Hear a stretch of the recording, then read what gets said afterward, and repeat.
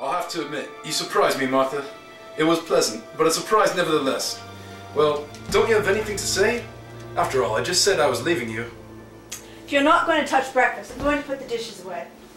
I thought that after 20 years of marriage, like a little piece of flesh, a sprout, connecting us together like Siamese twins. You don't know how upset I was by the idea. And now, Martha, you've shown me that that's nothing but a flimsy band-aid, nothing more. A band-aid? One that you have the courage to tear off. Oh, if only I'd known how simple it would be. There I was, trying to sneak into a black hood and leave little hints about the house. Hints at what? Hints that I was unhappy. That I thought I'd become little more than the brass and flannel of my uniform. That I wanted to run away from everything that I was and had been. It never occurred to me that you might feel the same way. But then, seeing you pressed up against the warden, well, Martha, I confess, I underestimated you. And are you planning to go make love to the warden's wife now? Oh no, I'm going to leave you in this little piece of the world forever. I'm going to become... What? To become something like those fellows I've been hanging in the last few months. Do you know, Martha, there's a light in their eyes, a pulse behind their ear that beats faster than mine, and an interest in the weather that makes me envy them.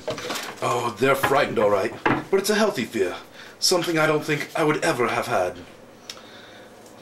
I need a complete and total break.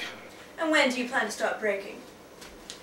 In the past, a step like this would have meant travel folders, reservations, calculations down to the exact dollar. But now, Martha, I'm not even going to bother to pack. I'm going to walk straight out that door without even a glance over my shoulder. Will you help me dry first? What? Oh, certainly. Here, put this on. Once I've shed this old skin, I'll be ready to take up my old profession again with a fresh hand. I won't be an official piece of cloth and brass, tying the knots around the necks of the living, just because somebody somewhere has underlined their names in red ink. So you're going to do freelance work? I'm going to have an eye peeled for all the dead branches that need pruning, for all those who want to measure away the few wild patches of weeds left to us, and turn the ground, teeming with savage centipedes, into middle-income housing development. And just how do you go about determining when a branch is dead? Oh, Martha, that won't be hard. Just suppose I'm standing on a busy corner at lunchtime. Oh, there'll be a lot of dead wood about. But I'll find one beyond the help of insecticides. I'll know him. I'll just tiptoe up behind him and hold the loop for a moment over his head, and then snap! There won't be any struggle or sound. He might have just enough curiosity to turn and see just who's doing him in, but the only thing I'd find in his eyes would be the gleam of one whose funeral arrangements were planned down to the last flower, tear, and comma in his epitaph. Already dead, Martha, he'd be only too happy to just lie down. This was a gift from my mother! What? If you're going to play games, Philip, do it with things that are less expensive. Games? Martha? For the first time in our marriage, I was trying to tell you how I really feel about something. Don't be open-hearted and frank with me, Philip. Aren't you at least interested in what I'm really like? If I was interested in what you were really like, do you think I'd stayed married for 20 years? But you might find me, well, exciting. I've grown used to the lies, Philip. They're what make the comfortable husband I know. Oh, I see. Martha, you're not going to have this comfortable husband any longer. I'm just going to close my eyes, turn around, and walk straight out that door. You'd better take my apron off first. Oh, yes. How did I get into this anyway?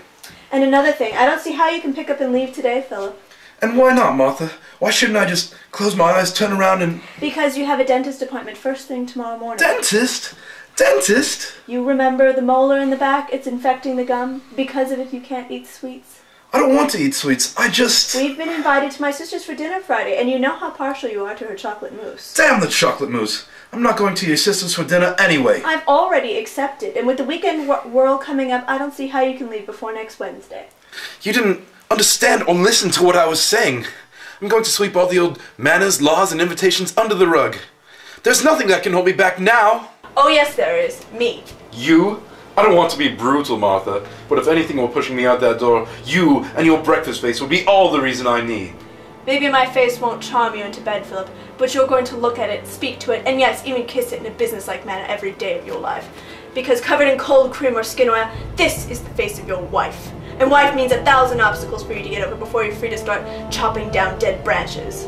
Wife? Ha! Were you my wife with the warden pawing over you? More than ever, Philip. That little moment with him only reminded me of how snug I was with you, even with your red socks under the sofa seat. My life depends on you and all the functions you perform. You're like the telephone, electricity, or underground plumbing. My life takes you for granted, but would be lost without you. Maybe we're not held together by a piece of flesh, but there is something there even harder to snip apart. It's the word "and" in man and wife. It's official, and keeps us together through mistresses' dreams, bills, and burnt toast. Man and wife, that's our world, Philip, and everything in it has long ago been discovered, named, and placed in its proper corner. No three-letter word's going to drag me after it. Not when I finally have the chance. Had the chance, Philip. When you caught me in the warden, you had the chance. But no. You stayed and helped me with the dishes. That was just habit. No, dear, that was the law of gravity, yanking you back to Earth.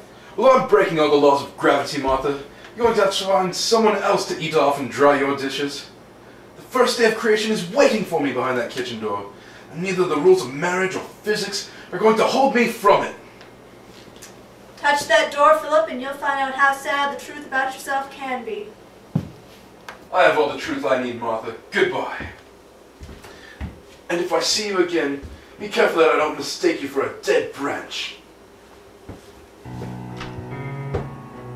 Must be the dentist has made the wood swell. You'll never get it open, Philip. You know too well what's on the other side. It's not locked. I don't see why it should be this stubborn. I'll tear this damn thing off its hinges. Open, damn you, open! It won't, because you don't want it to.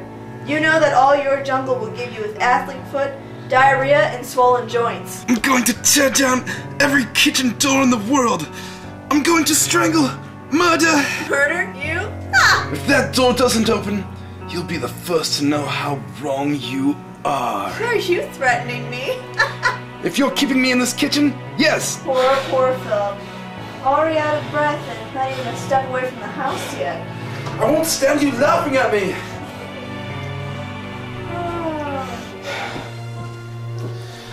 For the last time, make that door open. How can I? You're the one who's keeping it shut. If you really want it to leave, the door would spring open like a hungry mouth. I'm going to prove to you that I'm in earnest, Martha. I'm warning you not to do this to yourself. As the books say, there's no good reasoning with a murderer. All right, if you won't listen, murderer. All right, come on. Try and squeeze the air out of my windpipe. Come on, just try it. Come on, Bluebeard. I want to feel that jungle sweat going down the back of my neck. Are you just going to sit there as if you were having your hair done? Well, you'll have to supply the noise and screams, Philip.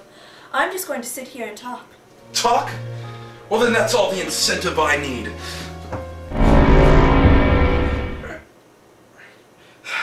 Is the blood beginning to pound in your head? Are you finding it difficult to focus? I feel great. This is the closest we've come to sex in years.